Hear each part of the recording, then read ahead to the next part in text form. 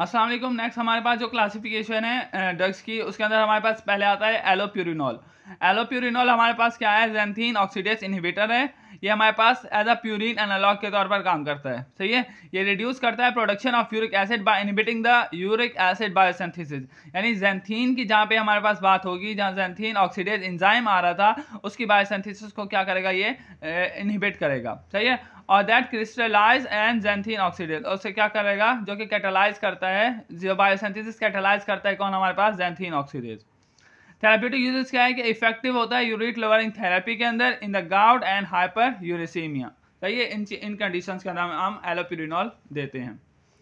Next आता है हमारे पास फार्माकोकाइनेटिक और adverse effect. Orally absorb after the oral administration, इसकी हाफ लाइफ क्या है, 15 से 18 आवर है, और एक्सीड होता है यूरिन के अंदर, सही है। हाइपर सेंसिटिविटी रिएक्शन भी कॉज हो सकते हैं एडवर्स इफेक्ट के अंदर। स्किन रैशेज भी हो सकता है, रिड्यूस कर सकता है हमारे पास रीनल फंक्शंस को, सही है।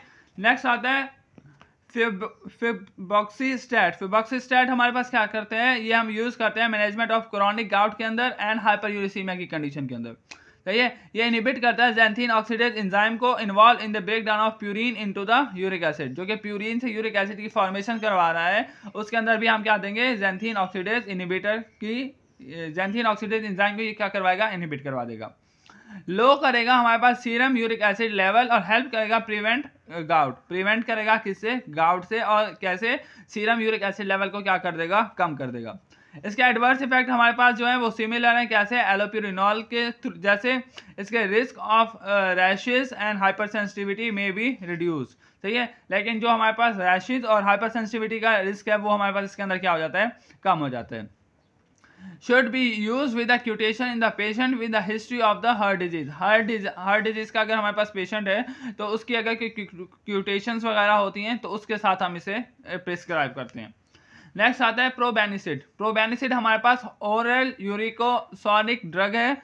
ये एक्ट करता है on proximal tubule where it inhibit the reabsorption of the uric acid. ये हमारे पास कहाँ पे काम करेगा, प्रॉक्सिमल ट्यूब्यूल के ऊपर ये क्या करता है, इफेक्ट करता है। प्रॉक्सिमल ट्यूब्यूल पे इफेक्ट करेगा तो ये इनहिबिट करेगा किस चीज़ को, यूरिक एसिड की रीअब्जॉर्प्शन को। तो ये जब यूरिक एसिड की रीअब्जॉर्प्शन इनहिबिट होगी तो इंक्रीज हो जाएगी, और इंक्रीज करेगा उसकी एक्सक्रीशन को यूरिन के अंदर, और lowering the level of uric acid in the blood.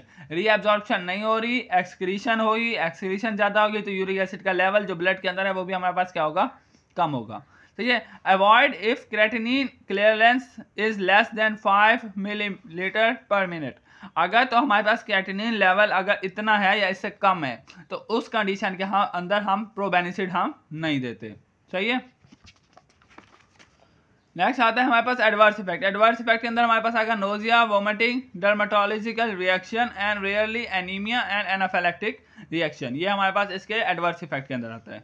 ये नेक्स्ट हमारे पास जो ड्रग है, इसका मैकेनिज्म ऑफ एक्शन हमारे पास अलग है। ये हमारे पास आता है पेग्लोटिकेस। पेग्लोटिकेस के अंदर हमारे पास ये हमारे पास रिकम्बिनेंट फॉर्म है किस चीज़ की, एंजाइम की, यूरिक ऑक्सीडेज और यूरिकेस, सही है, इसका नाम है हमारे पास।